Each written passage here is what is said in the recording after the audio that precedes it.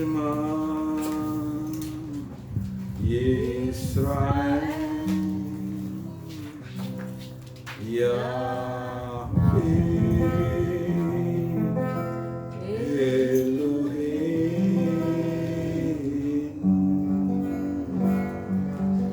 Yahweh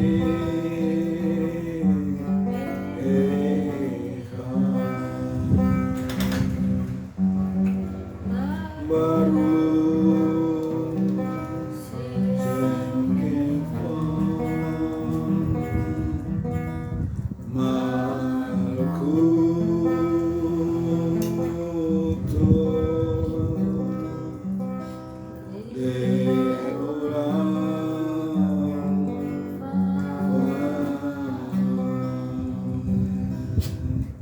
Kiranya damai dari Bapa Surgawi di dalam Adonai Yeshua Mashiach menyertai ibadah kita pada malam hari ini dari awal pertengahan hingga pada akhirnya. Amin. Pujian pertama halaman 16 nomor 1. Hanya dekat Elohim. Hanya dekat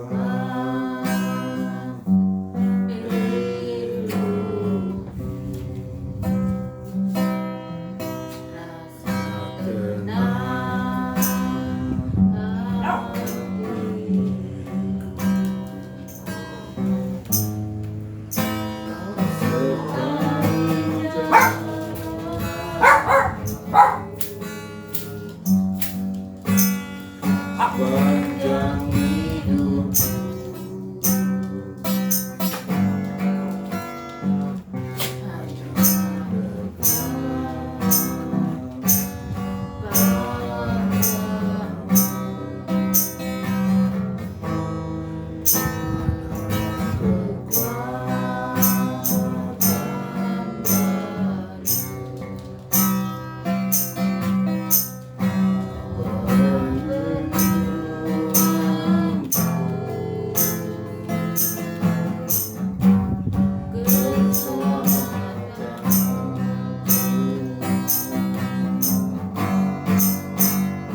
ingin selalu bersekutu dengan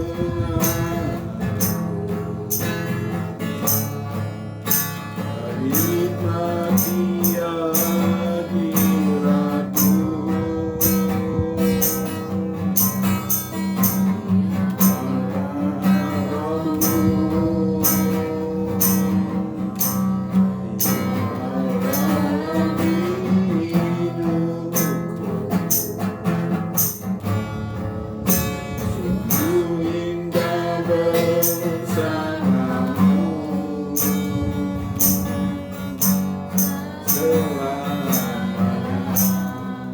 Hanya dekat Elohim.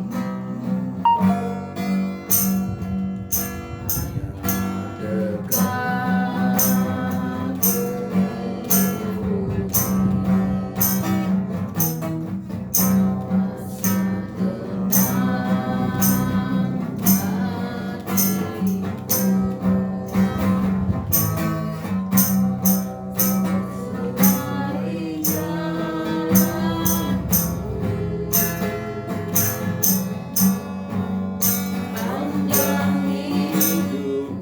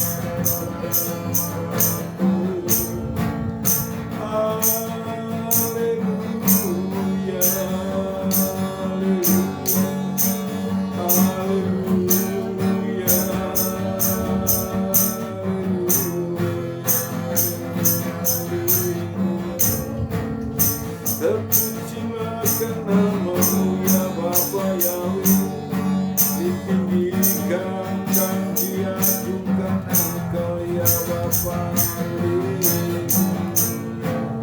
Uralah masih kinara ya ya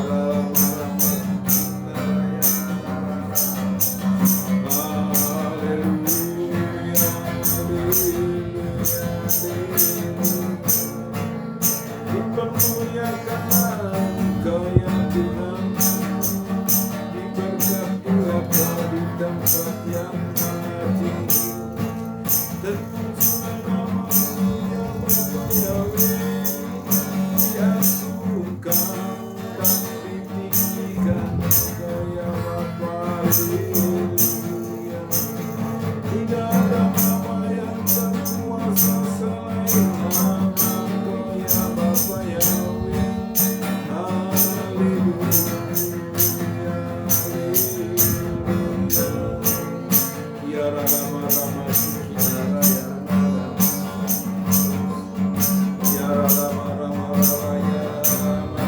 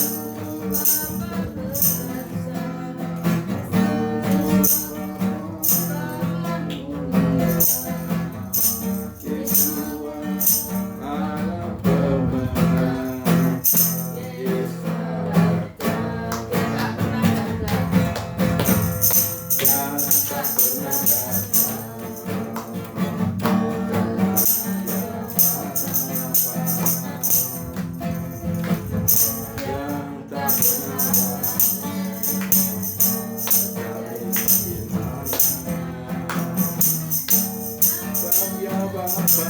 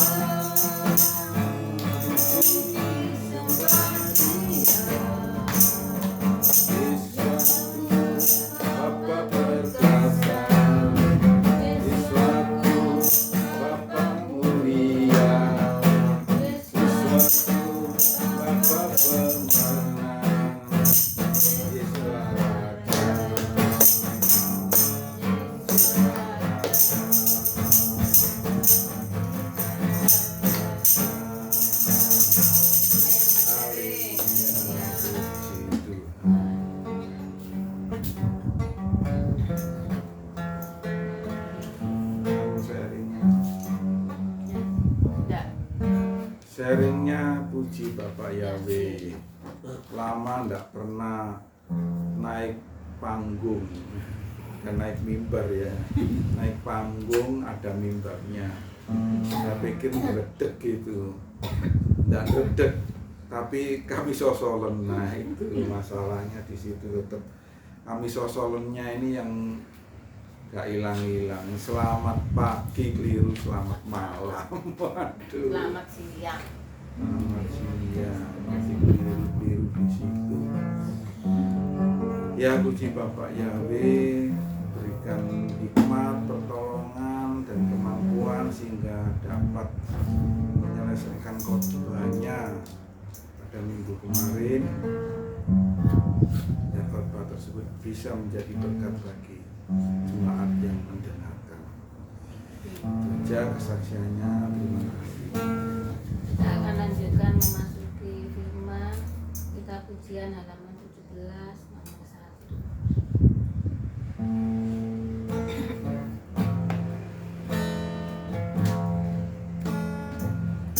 Jiwaku haus akan kasih-Mu. Jiwaku rindu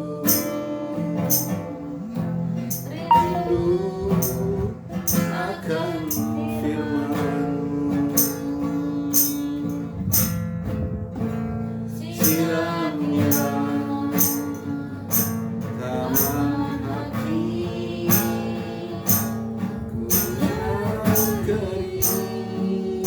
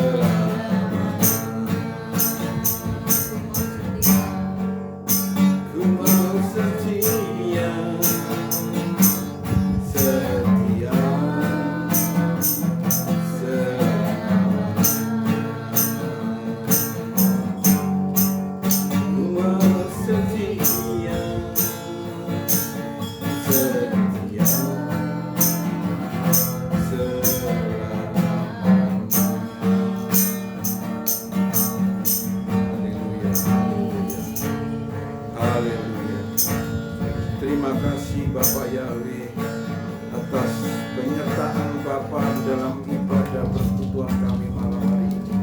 Dari awal pertengahan ya Bapak, kami bersyukur atas kehadiran Bapak di tengah-tengah kami. Kami rasakan akan kuasa Bapak menjamah kami, menguatkan kami, memberikan kemampuan kami untuk bisa memuji dan menyembah Engkau ya Bapak. Berapa banyak kami yang hadir malam hari ini ya Bapak, sesuai dengan janji firman-Mu yang kami imani, 2-3 orang berkumpul dalam nama Tuhan Yesus, Engkau ada hadir di tengah-tengah kami ya Bapak. Engkau memberkati kami semua yang hadir malam hari ini. Engkau memberkati kami dengan kuat kuasa Bapa. Haleluya. Terpujilah Engkau ya Bapa. Ampuni segala dosa, kesalahan dan kekurangan kami. Kami bersyukur Engkau telah memakai Ibu Eni untuk membawa kami di dalam pujian dan penyembahan. Engkau pakai lebih hari lebih heran untuk kemuliaan dan kebesaran akan nama Engkau ya Bapa ya. Haleluya. Engkau berkati di dalam usaha pekerjaan, di dalam kesehatan yang Engkau juga menjaga ya Bapa.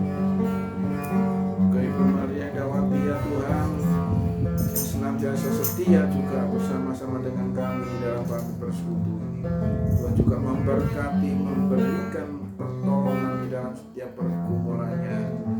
Tuhan memberikan urapan-urapan yang baru. Terpujilah Engkau ya Bapa Yahweh. Kami akan mendengarkan Dafar Elohim malam hari ini. Kami akan merenungkan Dafar Elohim. Ya Bapa, kalau malam hari ini ada kuasa-kuasa kegelapan yang masih akan mengganggu kami, biarlah kami bersatu hati mengusir di dalam nama Tuhan Yesus Mesias keluar dari ruangan ini. Biarlah hanya hadirat Bapa Yahweh yang ada di tengah-tengah kami. Kami dapat merenungkan dan mengerti akan Dafar Elohim itu. Dafar Elohim tidak dicuri oleh kuasa si Satan. Dafar Elohim boleh termeterai di dalam hati kami masing-masing. Terpujilah akan Engkau ya Bapa Yahweh. Hanya di dalam nama Tuhan Yesus Mesias kami sambut Dafar Elohim. Haleluya, haleluya, amin. Haleluya. Puji Bapak Yahweh. Kita masuk pada bacaan kita di Kitab Keluaran pasal yang ke-28. Ayatnya cukup panjang. Kita baca secara cepat.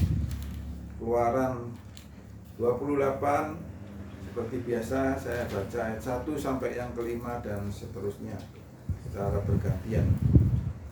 Judulnya pakaian imam. Dan engkau panggillah Harun saudaramu beserta anak-anaknya dari antara Bani Israel supaya mendekat kepadamu agar ia dapat melayani aku sebagai imam, yakni Harun beserta Nadab, Abihu, Eleazar dan Itamar anak-anak lelakinya. Haruslah engkau membuat pakaian-pakaian kudus bagi Harun saudaramu demi kemuliaan dan keagungannya. Haruslah engkau berbicara kepada semua orang yang bijak hatinya, yang telah kupenuhi dengan roh hikmat, agar mereka dapat membuat pakaian-pakaian Harun demi menguduskannya, supaya ia dapat melayani aku sebagai imam. Inilah pakaian-pakaian yang harus mereka buat. 1. Tutup dada, efod, jubah, baju panjang yang bersulam, serban, dan sabuk. Demikianlah mereka harus membuat pakaian-pakaian kudus bagi Harun, saudaramu, dan anaknya, supaya ia dapat melayani aku sebagai imam. Haruslah mereka mengambil benang emas, benang nila, benang ungu, dan benang kirmisi, serta linen halus. Nah, baju efod itu harus dibuat mereka dari emas, kain ungu tua dan kain ungu muda, kain kirmisi dan lenan halus yang dipintal benangnya, buatan seorang ahli. Haruslah ada pada baju efod itu 2 tutup bahu yang disambung kepadanya pada kedua ujungnya harus baju efod itu disambung. Sabuk pengikat yang ada pada baju efod itu haruslah sama buatannya dan seiras dengan baju efod itu, yakni dari emas, kain ungu tua, kain ungu muda, kain kirmisi, dan lenan halus yang dipintal benangnya. Haruslah kau ambil 2 permata krisopras dan mengukirkan nama para anak Israel pada permata itu. 6 dari nama mereka itu pada permata yang pertama, dan ke-6 nama lagi pada permata yang kedua, menurut urutan kelahirannya. 11. Seperti buatan seorang pengasah permata, diukirkan seperti meterai, demikianlah harus kau ukirkan pada kedua permata itu nama para anak Israel. Dililit dengan ikat emas harus kau buat permata itu. Kemudian haruslah kau taruh kedua permata itu pada kedua tutup bahu baju efod sebagai permata peringatan untuk mengingat orang Israel. Maka ke hadapan Tuhan haruslah Harun membawa nama mereka di atas kedua tutup bahunya menjadi tanda peringatan. Haruslah kau buat ikat emas dan 2 rantai dari emas murni sebagai utas. Haruslah kau buat itu, yang buatannya sebagai tali berjalin, dan haruslah kau pasang untai berjalin itu pada ikat itu. 15. Haruslah engkau membuat tutup dada pernyataan keputusan buatan seorang ahli. Buatannya sama dengan baju efod. Demikianlah harus engkau membuatnya, yakni dari emas, kain ungu tua, kain ungu muda, kain kirmisi, dan lenan halus yang dipintal benangnya. Haruslah engkau membuatnya. 16. Haruslah itu berbentuk bujur sangkar yang dilipat 2, panjangnya 1 jengkal dan lebarnya 1 jengkal. Haruslah engkau memasang padanya susunan batu permata sebanyak 4 jajar. Jajar pertama batu sardis, topas, dan zamrud. Jajar kedua batu dara, safir, dan intan. Jajar ketiga batu ambar, agate, dan kejubung. Jajar keempat batu pirus, oniks, dan jaspis. Batu-batu permata itu haruslah terikat dalam bingkai emas. Batu permata itu haruslah sesuai dengan nama anak-anak Israel. Maksudnya ke-12 nama mereka itu masing-masing seperti cap yang ditata dengan nama setiap suku dari ke-12 suku itu. Pada tutup dada itu haruslah engkau membuat untaian-untaian tali emas murni berupa karya pilinan. Haruslah engkau membuat sepasang cincin emas pada tutup dada itu, dan engkau harus memasang kedua cincin itu pada kedua ujung tutup dada itu. Haruslah engkau memasang kedua tali emas itu pada kedua cincin yang ada kedua ujung tutup dada itu. 25. Haruslah engkau memasang kedua ujung tali itu pada kedua bingkai batu permata, dan engkau harus memasangnya pada kedua tutup bahu efod di bagian depannya. 26. Haruslah engkau membuat 2 gelang emas dan membubuhkan pada kedua ujung tutup dada itu pada pinggirnya yang sebelah dalam yang berhadapan dengan baju efod. Juga haruslah engkau membuat 2 gelang emas dan memasangnya pada kedua tutup bahu baju efod di sebelah bawah pada bagian depan dekat ke tempat persambungannya, di sebelah atas sabuk baju efod. Kemudian haruslah tutup dada itu dengan gelangnya diikatkan kepada gelang baju efod dengan memakai tali ungu tua sehingga tetap di atas sabuk baju efod, dan tutup dada itu tidak dapat bergeser dari baju efod. 29. Demikianlah di atas jantungnya harus dibawa Harun nama para anak Israel pada tutup dada pernyataan keputusan itu apabila ia masuk ke dalam tempat kudus, supaya menjadi tanda peringatan yang tetap di hadapan Tuhan. dan di dalam tutup dada pernyataan keputusan itu haruslah kau taruh Urim dan Turnim. Haruslah itu di atas jantung Harun apabila ia masuk menghadap Tuhan, dan Harun harus tetap membawa keputusan bagi orang Israel di atas jantungnya di hadapan Tuhan. Satu.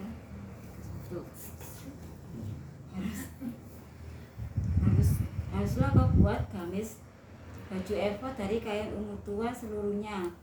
Lehernya haruslah di tengah-tengahnya. Lehernya itu harus mempunyai pinggir sekelilingnya buatan tukang tenun, seperti leher baju sirah. Haruslah lehernya itu supaya jangan koyak. Pada ujung gamis itu haruslah kau buat buah delima dari kain ungu tua, kain ungu muda, dan kain kirmisi pada sekeliling ujung gamis itu, dan diantaranya berselang-seling giring-giring emas, sehingga satu giring-giring emas dan satu buah delima selalu berselang-seling pada ujung gamis itu. Haruslah gamis itu dipakai Harun apabila ia menyelenggarakan kebaktian, dan bunyinya harus kedengaran apabila ia masuk ke dalam tempat kudus di hadapan Tuhan, dan apabila ia keluar pula, supaya ia jangan mati. 6. Kemudian haruslah engkau membuat patam dari emas murni, dan engkau harus mengukir di atasnya bagaikan cap yang ditata kudus bagi Yahweh. Haruslah engkau memasangnya dengan tali nila pada serban kepala bagian depan. Patam itu haruslah ada pada dahi Harun, agar Harun dapat menanggung kesalahan Bani Israel dalam setiap hal kudus yang dipersembahkan mereka, bahkan dalam semua persembahan kudus mereka. Maka patam itu haruslah terus-menerus ada pada dahi Harun, agar mereka dapat berkenan di hadapan Yahweh. 39. Haruslah engkau menenun baju panjang dari linen dan serban dari linen, serta sabuk berupa karya sulaman. Bagi anak-anak Harun haruslah engkau membuat baju-baju panjang dan sabuk-sabuk serta ikat-ikat kepala untuk kemuliaan keagungan. 41. Maka semuanya itu haruslah kau kenakan kepada abangmu Harun bersama-sama dengan anak-anaknya. Kemudian engkau harus mengurapi, mentabiskan, dan menguduskan mereka, sehingga mereka dapat memegang jabatan imam bagiku. Buatlah celana-celana lenan bagi mereka untuk menutupi daging auratnya. Celana itu haruslah dari pinggang sampai paha panjangnya. Harun dan anak-anaknya haruslah memakainya apabila mereka masuk ke dalam kemah pertemuan, atau apabila mereka datang ke mezbah untuk menyelenggarakan kebaktian di tempat kudus, supaya mereka jangan membawa kesalahan kepada dirinya lalu mati. Itulah suatu ketetapan untuk selama-lamanya baginya dan bagi yang keturunannya. Amin. Masalah baju. Puji Bapak Yahweh. Ya.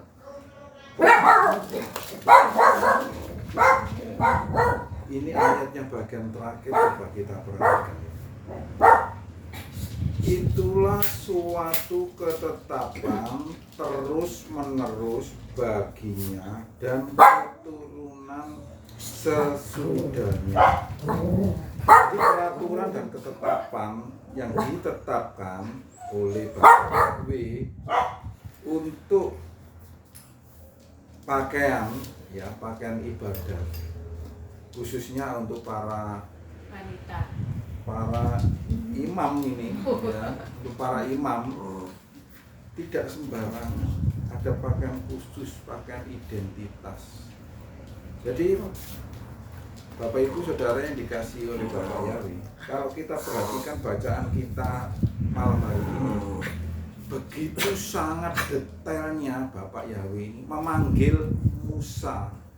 Musa yang dipanggil.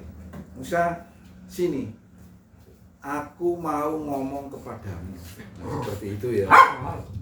Kemudian Musa diberitahu oleh Bapak Yahweh, panggil saudaramu Harun beserta dengan anak-anaknya. Jadi Harun dan anak-anaknya ini dipersiapkan oleh Bapak Yahweh untuk melayani di kemah suci, ya, melayani di bait suci. Jadi melalui Musa, Bapak Yahweh berkata kepada Harun, supaya kamu mempersiapkan diri untuk melayani di kemah suci. Kemudian Bapak Yahweh memerintahkan kepada Musa, ya, supaya Musa ini mempersiapkan bajunya, pakaiannya. Jadi bukan sembarangan. Bapak Ibu Saudara yang dikasihi oleh Bapak Yahweh, pakaian ini kelihatannya sederhana, pakaian ini kelihatannya sepele. Coba, zaman dulu seorang pelayan Tuhan, seorang imam, seorang yang melayani di bait suci, itu Bapak Yahweh sendiri yang memilih melalui Musa, yang dipilih Harun beserta dengan anak-anaknya. Tidak sembarang orang yang dipilih. Ya, kalau sekarang, kalau kita terapkan sekarang ini, apakah kita akan menunggu suara Tuhan untuk memilih seorang pelayan? Sekarang ini suara Tuhan sudah kalah dengan suaranya kendaraan. Suara kendaraan sekarang ini lebih keras. Suara musik gereja lebih keras lagi, saudaraku. Jadi suara Tuhan kalah dengan suara musik gereja, dengan suara kendaraan, dengan suara-suara yang lain yang ada di dunia ini. Jadi kalah suara Tuhan.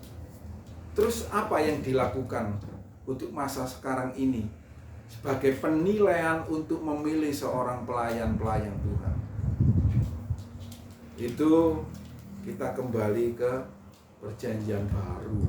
Di situ ada peraturan-peraturan yang ditetapkan oleh Bapak Yahweh melalui Rasul Paulus atau Rabi Saul. Ya, kalau kita lihat di perjanjian baru itu seorang penatua harus ini itu dan itu. Ya, kita tidak bahas di perjanjian baru, tapi saat ini kita bahas yang di perjanjian lama. Bacaan kita malam hari ini di kitab Keluaran pasal yang ke-28 ini, kita mau tahu bahwa sebagai seorang pelayan bait Elohim itu bukan sembarang orang, bukan asal-asalan pilih, ya. Orangnya kaya raya, konglomerat, banyak menyumbang gereja, cocok ini dia jadi seorang penatua, jadi seorang pendeta. Tidak sama sekali. Kalau dulu itu Bapak Yahweh yang sendiri yang mengatakan, yang merintahkan kepada Musa, ini yang harus melayani di bait Elohim.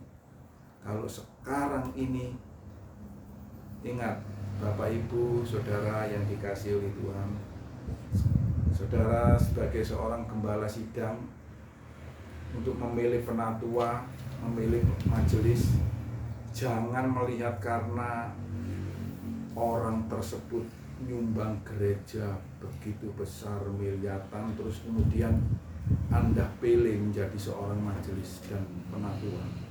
Di situ saya yakin, saya menjamin 100% dia akan otoriter. Dia akan mengendalikan gereja tersebut.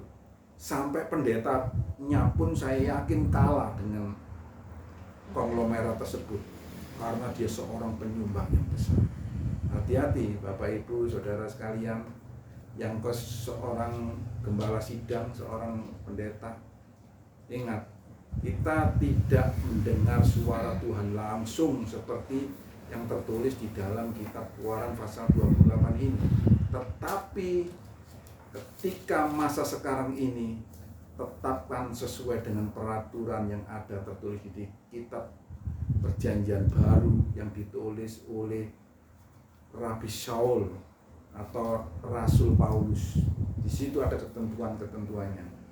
Jangan asal pilih karena dia konglomerat nyumbang gereja banyak terus Anda pilih. Itu salah besar. Kita lihat kepribadiannya, karakternya, ya, dia takut akan Tuhan apa enggak, dia ini dapat uang ini secara halal, ya. Maaf kalau saya pinjem kalimat itu halal gitu. Jangan-jangan yang dipakai ini uang haram, ya, hasil dari korupsi, ya, hasil dari penipuan supaya menjadi halal, maka 10% disumbangkan ke gereja. Uang haram hasil menipu, hasil korupsi, hasil mencuri, hasil merampok dan lain sebagainya. Jadi hati-hati Bapak Ibu, saudara sekalian yang dikasihi oleh Bapak Yahweh, saudara yang menjadi seorang pendeta, seorang penatua, seorang gembala sidang, jangan asal pilih. Itu yang pertama. Dan yang kedua, yang tidak kalah pentingnya, yaitu masalah pakaian. Coba perhatikan masalah pakaian, ya. Ya, mentang-mentang saya sudah terpilih menjadi seorang penatua, saya tak ke gereja pakai singlet. Pantas apa enggak, saudaraku? Ya, ke gereja pakai bahasa Surabaya, pakai kaos kutang. Saudara-saudara, ini kan enggak pantas, saudaraku. Saya tidak berani menghakimi. Ada gereja yang katanya back to Hebrew, ya, roots Hebrew. Masalah pakaian, aduh, saya tidak berani menghakimi. Itu urusannya beliau dengan Tuhan. Tetapi kalau kita membaca dari kitab Keluaran yang baru kita baca ini dari ayat 1 sampai ayat yang keberapa tadi? 43. Begitu ketatnya aturan peraturan. Apakah ini berubah? Coba kalau saudara bilang kembali ke Hebrew, ya, Hebrew roots. Coba perhatikan ini. Apakah ini tidak berlaku bagi Anda yang kembali ke Hebrew? Nanti kalau saya pakai pakaian seperti itu, kok sepertinya saya ke Yahudi-Yahudian. Tidak seperti itu rasanya. Saya kira apa yang dikatakan dan ditetapkan oleh Bapak Yahweh ini, coba perhatikan tadi ayat yang terakhir, bagian terakhir, ya. Saya bacakan sekali lagi, ya, supaya saudara mendengar. Agar mereka tidak menanggung kesalahan dan mati, itulah suatu ketetapan terus-menerus baginya dan keturunannya sesudahnya. Jadi rasanya tidak salah saya pakai ini, pakai kepa ini. Nah, ini pakai kepa. Bila perlu saya pakai sit juga gitu. Tidak niru saya, ya, tidak niru. Saya bukan orang Hebrew, hidung saya pesek, tidak mungkin sama dengan orang Hebrew yang hidungnya mancung-mancung. Tapi peraturan Bapak Yahweh itu saya kira tidak berubah sampai sekarang. Ya, saudara, Bapak Ibu yang dikasihi oleh Tuhan, masing-masing mari kita mau introspeksi diri kita.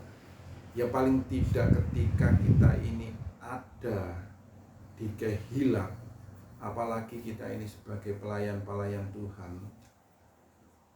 pakaian kita coba kita perhatikan, ya, kita perhatikan dengan sungguh-sungguh pakaian kita. Kalau saudara yang tajik noni, jangan seperti pergi ke mall, ya, pakai ugensi, pakai singlet, pakai span, Ini bukan ke mall ini ya. Ini ke Kehila, ini ke tempat ibadah. Jaga pakaian saudara. Ya, ini peraturan turun menurun, terus menerus, perlu diperhatikan Bapak Ibu Saudara yang dikasihi Tuhan. Dan yang lebih terharu lagi saudaraku sekalian yang dikasihi oleh Bapak Yahweh, saya ketika baca sepintas tadi itu, seorang pelayan Tuhan, seorang imam memakai pakaian dan pakaiannya itu ada tulisan 12 nama dari suku Israel. Wah, benar-benar saya terharu.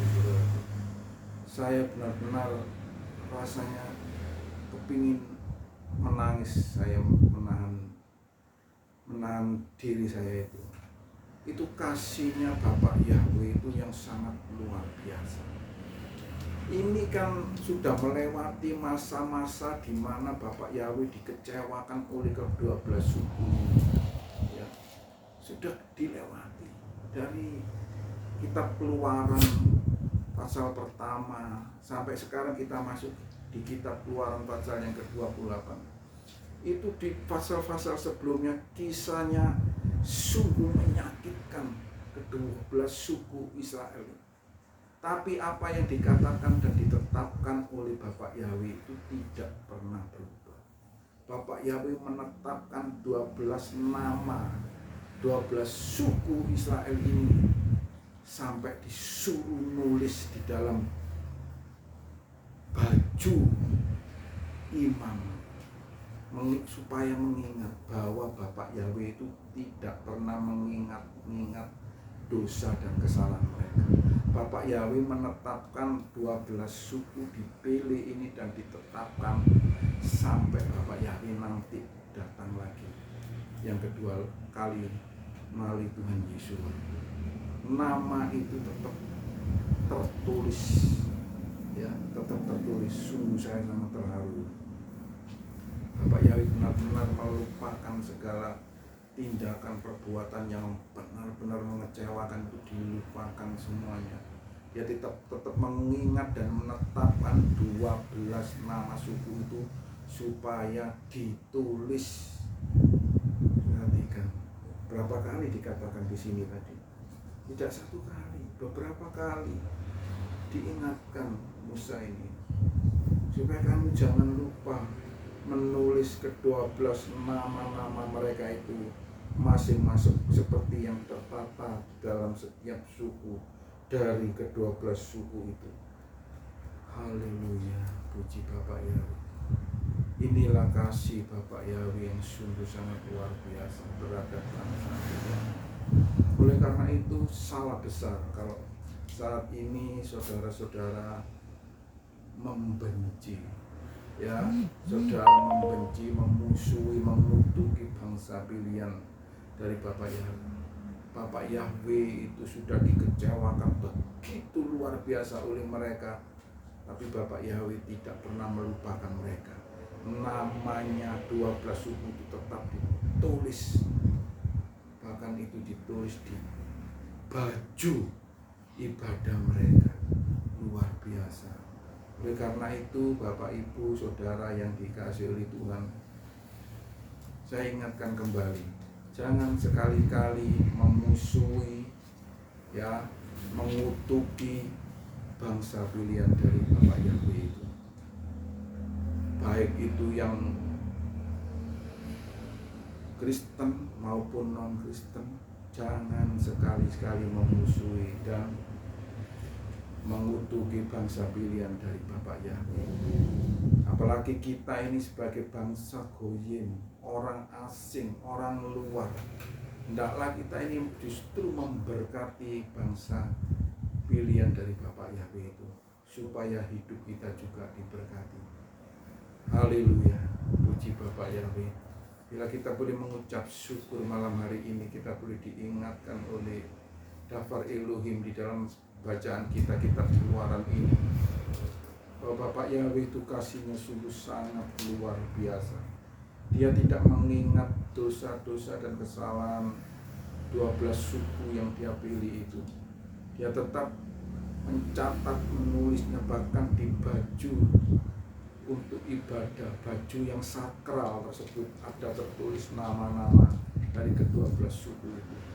Mari Bapak Ibu Saudara yang dikasihi oleh Bapak Yahweh, malam hari ini kita memberkati ke-12 suku bangsa pilihan dari Bapak Yahweh ini. Terima kasih, mari kita berdoa. Terima kasih ya Bapak Yahweh atas daftar Elohim yang saat malam hari ini Kau telah ingatkan kepada kami.